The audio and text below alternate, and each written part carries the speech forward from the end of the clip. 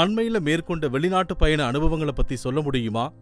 தொழில் முதலீட்டாளர்களிடம் தமிழ்நாடு பத்தின பார்வை எப்படி இருக்கு?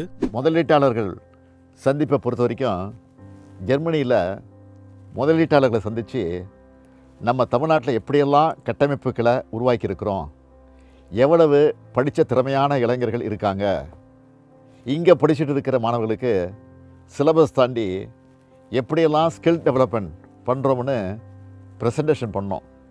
அதை பார்த்தவங்க தமிழ்நாட்டை பற்றி வியந்து பேசினாங்க.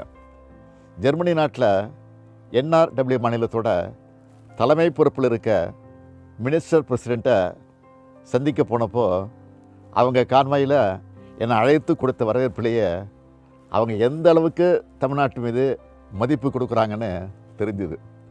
முதலீட்டாளர்கிட்ட பேசும்போது இந்தியாவிலேயே அதிக எண்ணிக்கையில் பெண்களுக்கு நம்ம வேலைவாய்ப்பு கொடுத்துருக்கிறத பெருமையோடு சொன்னாங்க.